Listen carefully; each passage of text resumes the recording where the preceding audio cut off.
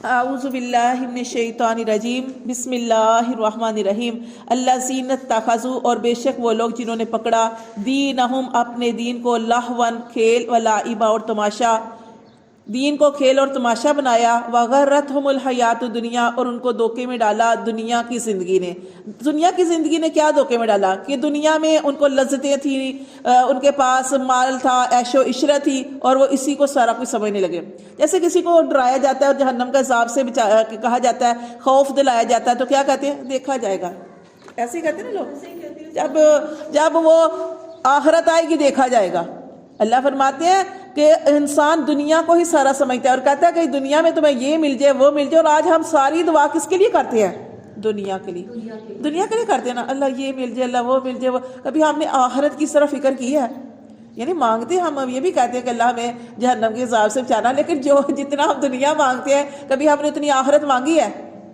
محنت بھی تو نہیں نا اتنی کرتے ہیں، لیکن پھر بھی لیکن مانگنا اللہ کو پسند ہے۔ یہ بھی کہتے کہ ہم اللہ سے ہی مانگتے ہیں، یہ بھی دوسرا پہلو اس کا یہ ہے کہ بے شک ہم دنیا کی چیزیں ہی اللہ سے مانگتے ہیں، لیکن اللہ ہی سے تو مانگتے ہیں نا، اللہ ہی دینے والا ہے اور اللہ تعالیٰ ہی عطا کرنے والے ہیں۔ اور اللہ سے ہمیں یہ نہیں دیکھنا چاہیے جیسے کہ آپ ایک کمرے کے گھر میں رہتے ہیں، ایک کمرہ ہے آپ کے پاس، تھوڑا سا صحن ہے، تو آپ نے یہ نہیں کہنا کہ اللہ مجھے 2 کمروں والا مکان دے دے، نہیں۔ اللہ تعالیٰ بہت عطا کرنے والے ہیں۔ اللہ کا نام ہے یا وہاب، اے عطا کرنے والے۔ اللہ سے مانگنا ہے تو اللہ ہمیں نہ دیکھ، ہمارے پاس تو کچھ بھی نہیں، ہم تو 2 کمروں کا مکان نہیں لے سکتے۔ اللہ اگر تو دینے پہ آئے تو اللہ تو ہمیں کتنے زیادہ وسیع جگہ دے دے۔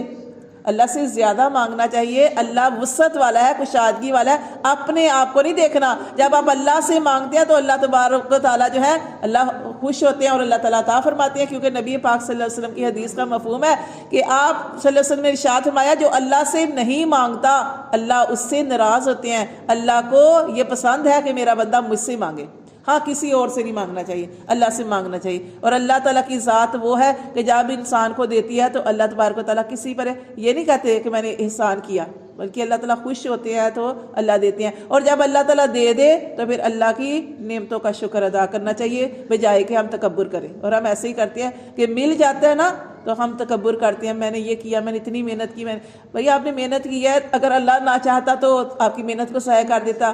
اللہ کے حکم کے ساتھ ہی سارا کچھ ہوتا ہے۔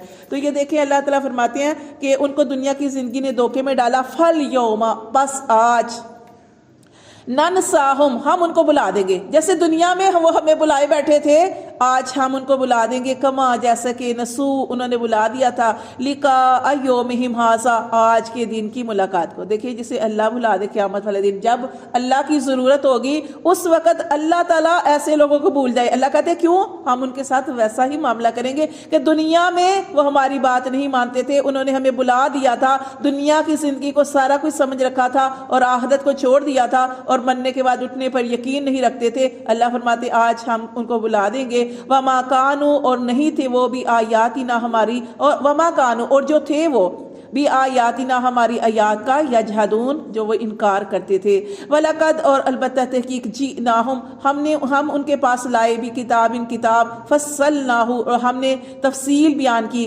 کس کی؟ کتاب کی، علی علم اپنے علم سے، ہدن کہ یہ ہدایت ہے، ورحمتن اور یہ رحمت ہے، لقوم یؤمنون یقین رکھنے والوں کے لیے۔ ہر نبی کے پاس اللہ تعالیٰ نے کوئی نہ کوئی کتاب دی، شریعت دی، لکھے ہوئے صحیفے دیے، اللہ تعالیٰ نے ہر نبی کو کوئی نہ کوئی کتاب عطا فرمائی۔ اللہ فرماتے ہیں جس کو اللہ تعالیٰ نے کتاب عطا فرمائی اور اس کے بارے میں بتا دیا کہ یہ تمہارے پاس یہ کتاب ہے، یہ ہدایت ہے اور رحمت کا ذریعہ ہے، لیکن ان کے لیے جو یقین رکھتے ہیں، جو یقین نہیں رکھتے ان کے لیے نہیں ہے۔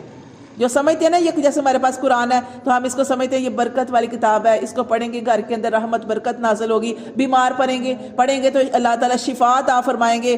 تو اللہ تعالیٰ فرماتے ہیں جو جس نیت کے ساتھ، اور قرآن کو ویسے بھی نبی صلی اللہ علیہ وسلم کی حدیث کا مفہوم ہے کہ جس نے ایک لفظ پڑھا اس کو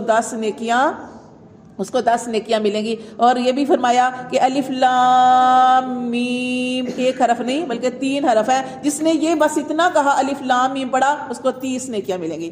قرآن کو ایسے ہی پڑھنے کا ثواب ہے، لیکن اگر آپ اس کا مطلب معنی سمجھ کے پڑھتے ہیں تو اس کا بہت زیادہ فائدہ ہوتا ہے۔ کہ جیسے آپ تفسیر پڑھتے ہیں تو آپ کو سمجھ آتی ہے کہ اللہ تعالیٰ نے قرآن کے اندر، جیسے آپ دیکھیں ہم پڑھ رہے ہیں اعراف सूरत इराफ पढ़े हैं। अब इराफ हमें पता चल गया कि इराफ अल्लाह ताला ने इस सूरत का नाम इराफ क्यों रखा, क्योंकि यहाँ पे एक मकाम है, मकाम इराफ, जहाँ पे उन लोगों को रोक दिया जाएगा कि जिनकी नेकियां और बदियां बराबर होंगी और इनके सामने जन्नत होगी, दूसरी तरफ जहन्नम होगी। जन्नतियों को देखकर दुआ करेंगे और जहन्नमियों को देखकर पनाह मांगेंगे, अल्लाह से डरेंगे, अल्लाह से दुआ करेंगे कि अल्लाह हमें इन लोगों में से ना बनाना, और आखिरकार अल्लाह ताला इनको जन्नत में दाखिल करेंगे। ये मकाम अराफ वाले लोग होंगे। और ये जब जन्नत में जाएंगे तो जैसे मैंने अभी आपको बताया कि इनकी निशानी अल्लाह बाकी रखेंगे कि जन्नत में जाने से पहले इनके दिलों को, और ये ऐसे लोग होंगे कि इनके दिलों के अंदर एक दूसरे के लिए गुस्सा होगा, इनके दिलों को साफ कराया जाएगा और इनको जन्नत की खुशखबरी सुनाई जाएगी कि तुम्हें जन्नत मिलेगी।